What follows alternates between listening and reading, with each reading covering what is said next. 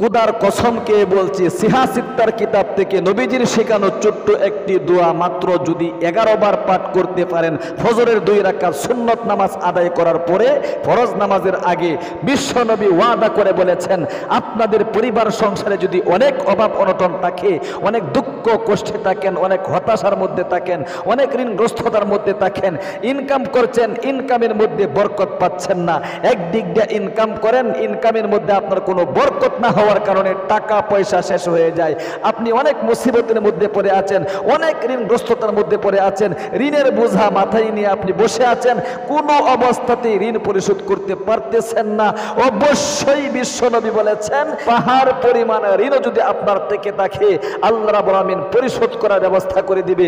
এমন একটা জটিল অবস্থার মধ্যে আপনি পড়ে আছেন, বাড়ি বিঠা জমি জামা বিক্রি করলেও আপনার ঋণ পরিশোধ হবে না। বিশ্বনবী বলেছেন যত পাহাড় পরিমাণ ঋণ আপনার রয়েছে সমস্ত ঋণ পরিশোধ করার ব্যবস্থা একমাত্র আল্লাহ রাব্বুল আমিন করে দিবে। এমনকি হাদিস শরীফটার মধ্যে উল্লেখ করা হয়েছে, এক কথায় আপনি যা চাইবেন তাই পাবেন, এত পাওয়ার এই দোয়ার মধ্যে রয়েছে। আমি নিয়ম কানুনটা বলে দিচ্ছি, এই জন্য অনুরোধ করে আমি আপনাদেরকে বলবো, জীবনে এদিক সেদিক অনেক সময় তো আপনারা নষ্ট করে থাকেন, তাই না?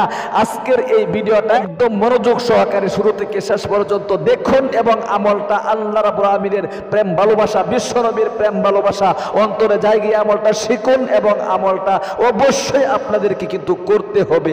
প্রিয় দিনী ভাই এবং বোন, আমি নিয়ম কানুনটা বলে দিচ্ছি, এর আগে বিশ্বনবীর হাদিসটা আপনাদেরকে শোনাচ্ছি, যে হাদিস শরীফের মধ্যে দোয়াটা উল্লেখ করা হয়েছে। প্রিয় দিনী ভাই এবং বোন, হযরত আবু নাঈম ও ইবনে আবি শাইবা রাহমাতুল্লাহি আলাইহি এই হাদিসটা বর্ণনা করেছেন।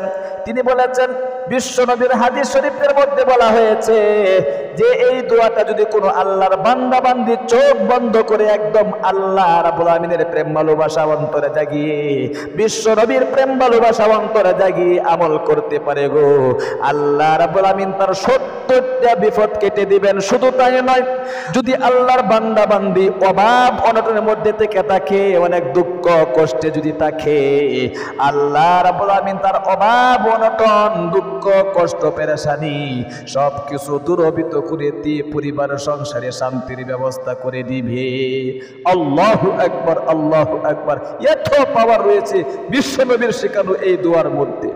প্রিয় দিনী ভাই এবং বোন, আমি জানি আপনারা অনেক অভাব অনটনের মধ্যে পড়ে আছেন, অনেক দুঃখ কষ্টে আছেন, অনেক দিন ধরে আপনি অনেক জটিল এবং কঠিন মুসিবতের মধ্যে পড়ে আছেন।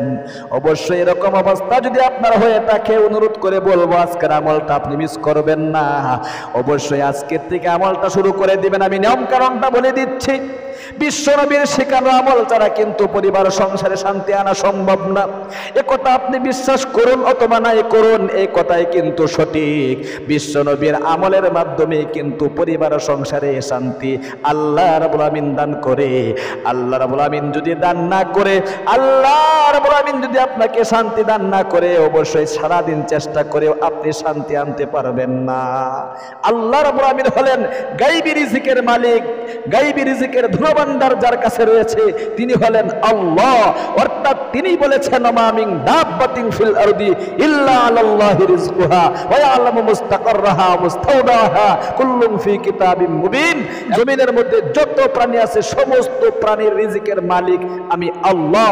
আপনি মনে মনে বলতেছেন সারাদিন ইনকাম করে রোজগার করিতেছে, আল্লাহ কি রিজিকের মালিক? অবশ্যই আল্লাহ রিজিকের মালিক। আপনি ইনকাম করছেন, আপনার ইনকামের শক্তি জুগিয়ে দিয়েছে কে? আপনার এই 3.5 হাত বটির মধ্যে এই হাত যে আপনি নড়াচ্ছেন, এই হাত আপনাকে কে দিয়েছে? এই পা দিয়ে যে আপনি হেঁটে যাচ্ছেন, এই পা আপনাকে কে দিয়েছে? সুতরাং প্রিয় দিনী ভাই এবং বোন, এই জন্যই তো আল্লাহ রাব্বুল আমিন বলতেছেন সূরা তালাকের মধ্যে, ওয়া মাইয়াত্তাকিল্লাহা ইয়াজআল লাহু মাখরাজা ওয়া ইয়ারযুকুহু মিন হাইথু লা ইয়াহতাসিব। আল্লাহ রাব্বুল আমিন বলেন, যারা আমাকে ভয় করে আমার ইবাদত বন্দেগীতে লিপ্ত থাকে, অবশ্যই আমি আল্লাহ রাব্বুল আমিন তাদেরকে এমন এমন উৎস থেকে গায়বী রিজিকের ব্যবস্থা করে দেই, সে কল্পনাও করতে পারে না এমন জায়গা থেকে আমার জন্য কি রিজিক আসতে পারে, এমন উৎস থেকে এমন জায়গা থেকে আমার জন্য কি রিজিক আসতে পারে। এইরকম ভাবেই আল্লাহ তাআলা এটার মধ্যে বলেছেন। এই জন্য আসুন আমলের নাম কারণটা আমি বলে দিচ্ছি, দোয়াটা স্ক্রিনের মধ্যেও আমি শব্দে শব্দে শেখায় দিচ্ছি। 11 বার আমলটা কিভাবে করবেন। দোয়ার আমলটা সর্বপ্রথম যখন সুবহে সাদিকের আযান হয়ে যায় অর্থাৎ ফজরের নামাজের আযান হয়ে যায়, আপনাকে তাড়াতাড়ি ঘুম থেকে জাগ্রত হয়ে উঠতে হবে। আপনার হাজতকে সেরে একবার আপনি মিসওয়াক করে নেবেন। খুব মনোযোগ দিয়ে নামকরণটা শিখুন। একবার মিসওয়াক করে নেবেন, এরপরে বলবেন বিসমিল্লাহির রহমানির রহিম। বিসমিল্লাহ বলে প্রত্যেকটা অঙ্গ প্রত্যঙ্গ 3 বার করে দৌড় করে আপনাকে সুন্নত তরিকায় ওযু করতে হবে।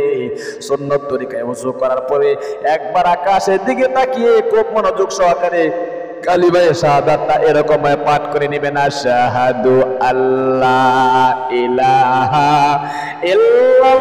ইল্লাল্লাহু ওয়াহদাহু আশহাদু আল্লা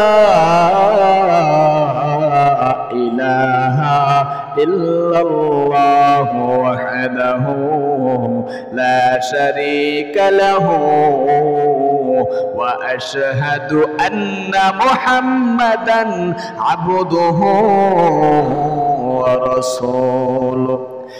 এই কালিমায়ে শাহাদাতটা একবার পাঠ করার পরে আপনি ঘরের মধ্যে যদি আমলটা করেন ঘরেও করতে পারেন, মসজিদে করলে মসজিদে করতে পারবেন, কোনো সমস্যা নেই। আপনি সর্বপ্রথম ফজরের 2 রাকাত সুন্নত নামাজ আদায় করবেন। এরপরে ফরজ নামাজের আগে অবশ্যই কিন্তু নির্দিষ্ট জায়গার মধ্যে বসে চোখ বন্ধ করতে হবে। একদম মনোযোগ সহকারে আল্লাহ রাব্বুল আমিনের দিকে মুতাওয়াজ্জহ হতে হবে। মনোযোগ দিয়ে আপনি চোখ বন্ধ করে সর্বপ্রথম বিশ্বনবী মুহাম্মদ আরবি সাল্লাল্লাহু আলাইহি ওয়াসাল্লামের উপর ছোট্ট একটি দুরূদ শরীফ মাত্র 3 বার পাঠ করবেন। এরকম ভাবে খুব মনোযোগ দিয়ে পাঠ করুন। আল্লাহুম্মা সাল্লি ওয়া সাল্লিম আলা নাবিয়িনা মুহাম্মদ। বলেন আল্লাহুম্মা সাল্লি ওয়া সাল্লিম আলা নাবিয়িনা মুহাম্মদ। আল্লাহুম্মা সাল্লি ওয়া সাল্লিম আলা নাবিয়িনা মুহাম্মদ। এই দুরূদ শরীফটা 3 বার পাঠ করার পরে আপনি অবশ্যই জীবনের যৌবনের গুনাহগুলো মাফ হওয়ার জন্য বিশ্বনবীর শেখানো তওবায়ে নাসুহার ছোট্ট একটি ইস্তেগফার 3 বার পাঠ করে এরপরে 11 বার সেই দোয়াটা পাঠ করবেন। এরকম ভাবে অবশ্যই আগে ভাগে উঠে কিন্তু আমলটা করতে হবে, অন্যথায় ফরজ নামাজের সময় চলে যাবে। এজন্য আযান দেওয়ার সাথে সাথে উঠে তারপরে কিন্তু আমলটা করতে হবে। এই ইস্তেগফারটা পাঠ করবেন 3 বার। আস্তাগফিরুল্লাহ রাব্বি মিন কুল্লি যামবিন ওয়া আতুবু ইলাইহি। আস্তাগফিরুল্লাহ রাব্বি মিন কুল্লি যামবিন ওয়া আতুবু ইলাইহি। আস্তাগফিরুল্লাহ রাব্বি মিন কুল্লি যামবিন ওয়া আতুবু ইলাইহি। এরপরে সিহাসিত্তার কিতাবের মধ্যে যে দোয়াটা উল্লেখ করা হয়েছে, আবু নাঈম আবি সাইবা রাহমাতুল্লাহি আলাইহি যে আমলের কথাটা বলেছেন, ওই আমলটার দোয়াটা এরকম ভাবে আপনি 11 বার পাঠ করবেন। খুব মনোযোগ দিয়ে মনের মধ্যে যত আশা আকাঙ্ক্ষা আছে, যত চাওয়া পাওয়া আছে অন্তরে জাগিয়ে আপনি 11 বার পাঠ করবেন এরকম ভাবে। লা হাওলা বলেন, বলতে হবে লা হাওলা ওয়ালা কুওয়াতা ইল্লা বিল্লাহ ওয়ালা মালজা ওয়ালা মানজা মিনাল্লাহি ইল্লা ইলাইহি।